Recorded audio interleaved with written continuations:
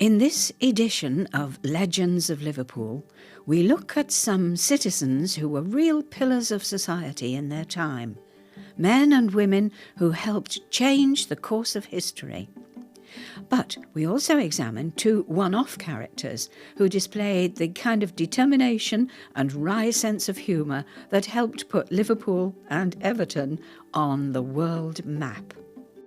We begin our storybook with a man who served as its Member of Parliament in the early 19th century, and whose name lives on in the city to this day, thanks largely to the historic and grisly nature of his death.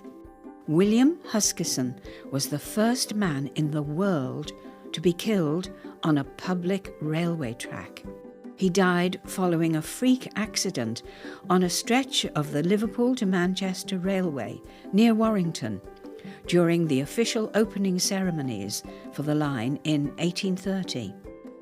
Huskisson fell under the wheels of George Stephenson's locomotive, Rocket, and died soon afterwards on the 15th of September. He was aged 60.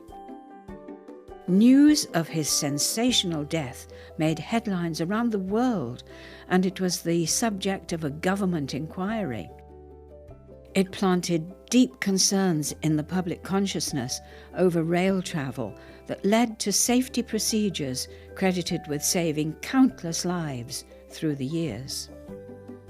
Such was the enormity of the furore over Huskisson's death that there is not one but two public statues of Huskisson standing in Liverpool.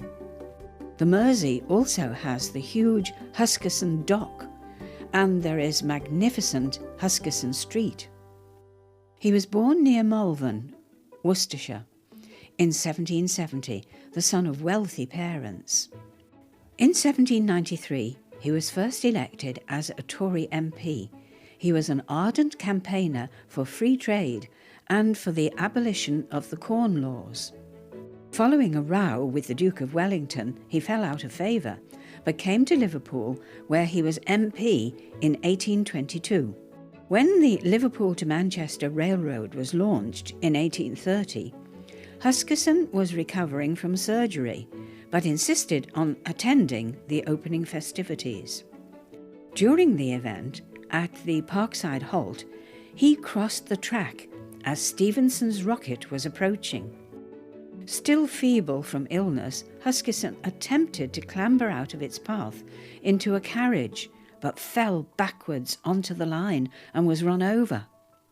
A leg was severed, and he died later that day from his injuries. The outpouring of public grief in Liverpool was so great that a civic funeral was arranged 9 days later.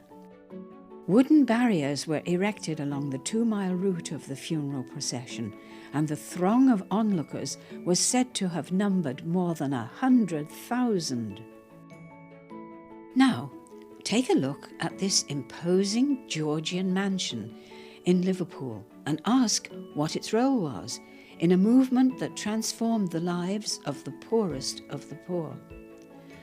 Tens of thousands of motorists whiz past it every day, most of them unaware that this was, for decades, the headquarters of the Liverpool Society for the Prevention of Cruelty to Children, the forerunner of the NSPCC. It stands on Islington at the junction with Shaw Street and is largely unchanged from the day that our next legend began to use it as a refuge for abused children.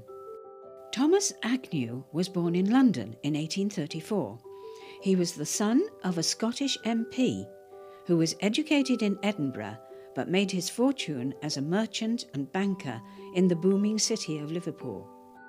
On a trip to New York in 1881, he saw billboards advertising the work of the New York Society for the Prevention of Cruelty to Children. He visited the society and was so impressed by its work that on his return to Liverpool, he founded a group of worthies with the aim of providing help for neglected and abused children. Barefoot urchins begging on the street was an all too familiar sight in those days. like this group pictured after paddling in the Steeble Fountain on William Brown Street. In 1883, Agnew was appointed chairman of the Liverpool Society for the Prevention of Cruelty to Children, the LSPCC. The first child refuge was set up in Nile Street, long since swept away. It stood below the site of the Anglican Cathedral. In its first year, the refuge took in more than 300 desperate children. Soon, other towns and cities across England followed Liverpool's example, and Agnew toured the country, networking with other social reformers. In 1884, the London Society for the Prevention of Cruelty to Children was formed, and ultimately, all the other societies across the UK merged into the NSPCC. In Liverpool, however, thanks to its special position, the LSPCC continued to operate in a formal agreement with the NSPCC on its boundaries. The Islington headquarters continued to function until 1948, when new premises were found in Linnet Lane. 5 years later, a deal was struck with the NSPCC and the Liverpool Society was merged into the national body. The NSPCC has gone from strength to strength ever since, and in 1989 was given statutory powers under the Children's Act to apply for care and supervision orders, a unique role for a charity. Turning back the clock another 100 years or more now, let's get to the bottom of a legend who's been immortalised thanks to her association with a football club. The name of Molly Bushell has entered into folklore as the original Everton toffee lady. But stories that she sold toffees to football fans are a complete urban myth. Molly was an 18th century housewife who sold Everton toffee from a quaint shop in the hamlet that stood on a hill overlooking Liverpool. She was born Mary Johnson in 1746 and in 1761 married James Bushell, to whom she bore 10 children. An enterprising young woman, she started boiling toffee and selling it from her home near Everton Cross. The ginger and lemon flavour toffee sold well, and Molly moved to a prime spot in Village Street, right opposite Prince Rupert's Tower. After her death in 1818, Molly's family expanded the business, and shops were opened elsewhere in the city, trading under the names Cooper's and Wignall's, all descendants of Molly. By the time the football club was founded in 1878, the name Everton was synonymous with toffees, so that was the nickname applied to the team by journalists and supporters. Molly Bushell's toffee shop remained standing until 1930, and its demolition was recorded in a fading photograph from that era. But the memories of Molly have not dimmed thanks to the blues. She lives on in the shape of the toffee ladies who distribute Everton mints to toffee fans at Goodison Park before matches. Don't go away.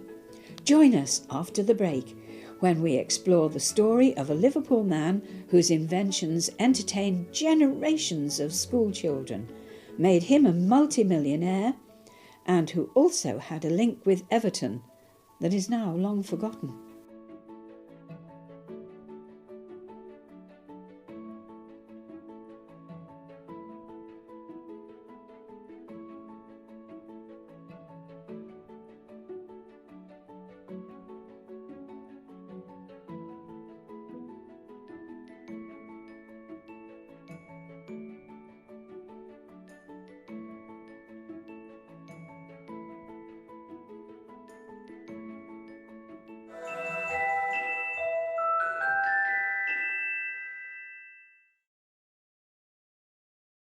Hello and welcome to Across the Park, our weekly night football show concentrating on all things Liverpool and Everton. Joining us tonight is of Merseyside football legends Derek Mountfield and David Fairclough, exclusively here on Made in Liverpool.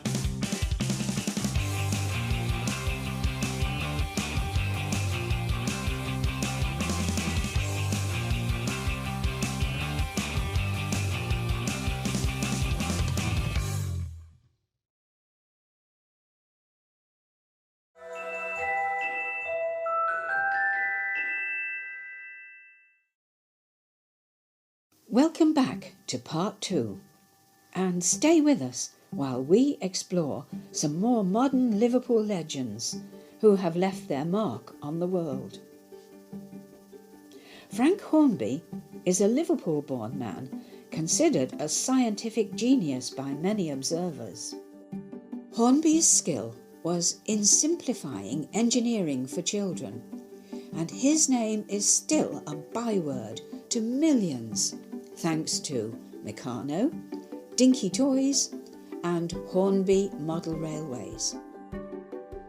He was born in Copperas Hill, Liverpool in 1863 and died a millionaire in Maghull at the age of 73.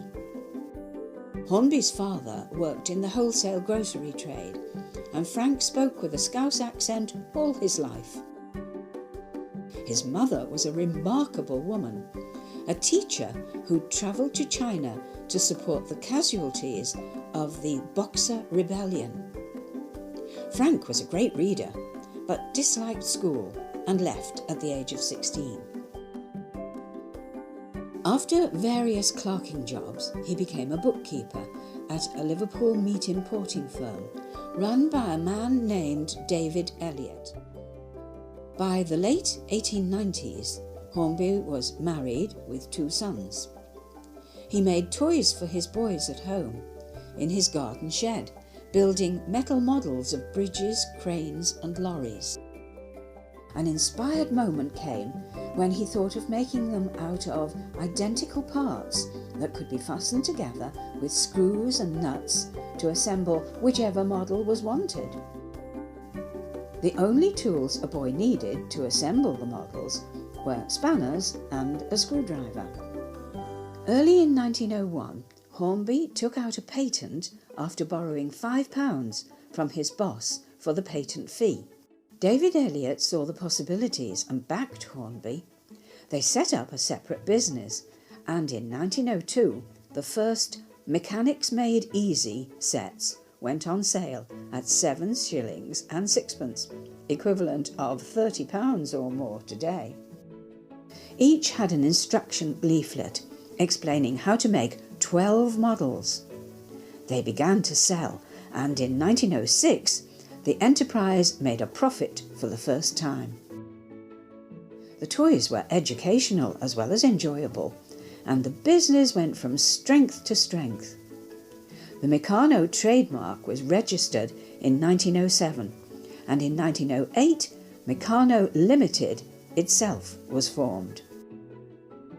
Meccano sets were exported to numerous countries, and offices were opened in Paris, Berlin, Barcelona and the United States.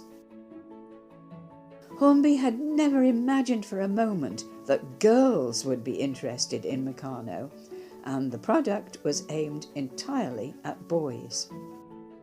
Hornby clockwork model trains appeared in 1920, and by 1930 they were outselling Meccano, and the Meccano factory in Binns Road, Liverpool, continued to expand.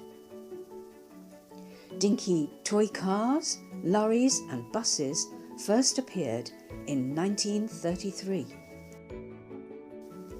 A rich man in his later years, Hornby owned a grand mansion in Maghull outside Liverpool, now part of the Maricourt High School.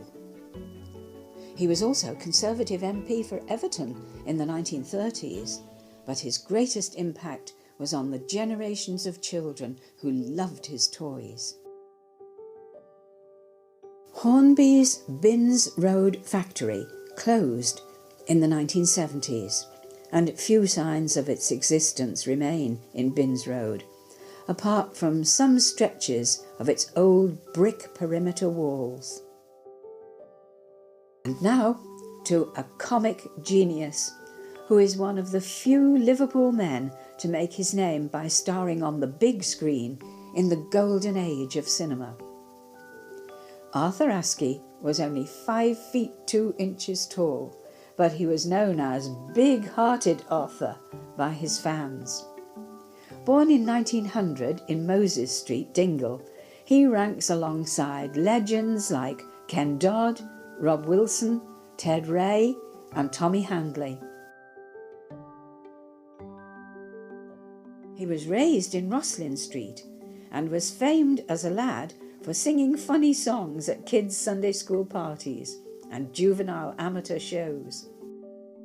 He also sang in the Anglican Cathedral Choir, prompting him at one stage to consider a career as a classic tenor. Always a great master of the ad-lib and bubbling over with confidence in his ability to make people laugh, he joined the army at 18 as World War I was reaching an end. It soon became obvious that he was best employed keeping up morale at troop concert parties.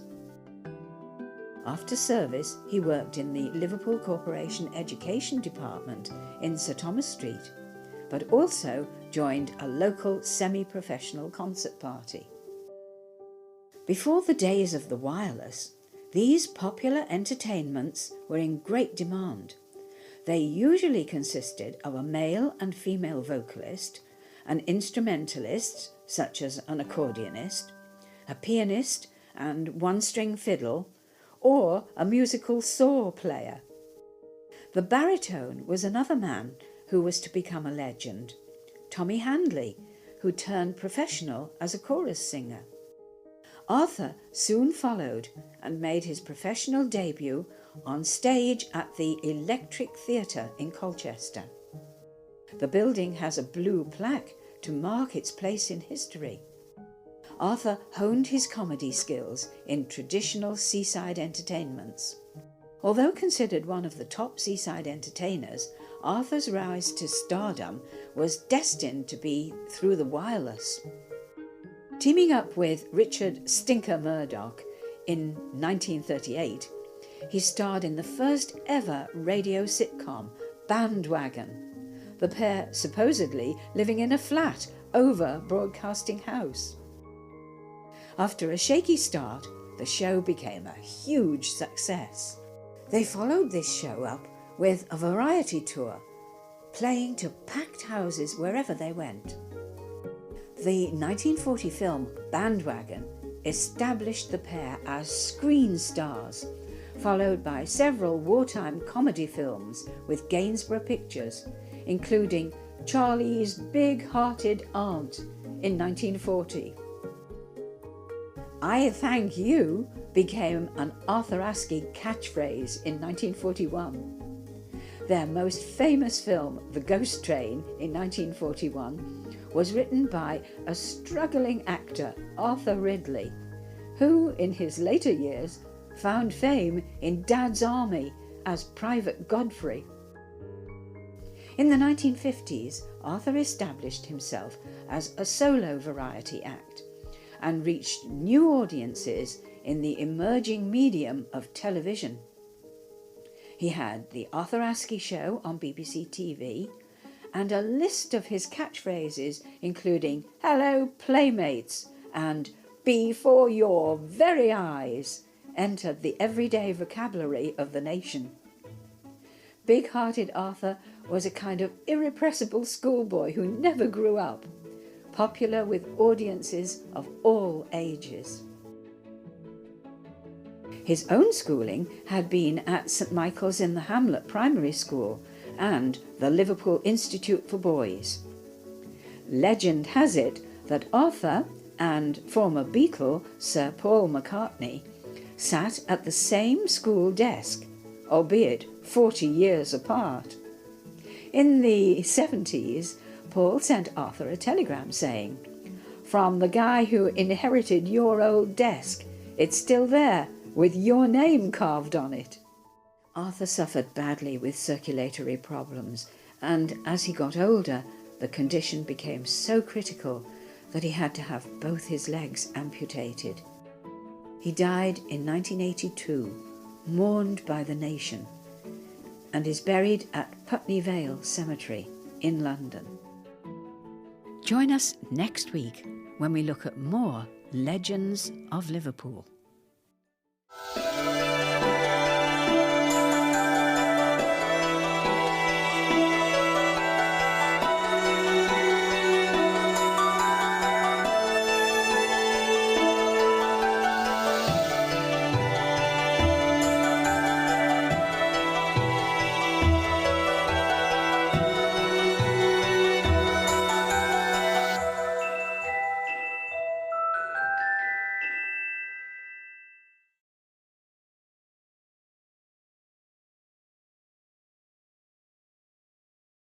Hello and welcome to Across the Park, our weekly night football show concentrating on all things Liverpool and Everton. Joining us tonight is of Merseyside football legends Derek Mountfield and David Fairclough, exclusively here on Made in Liverpool.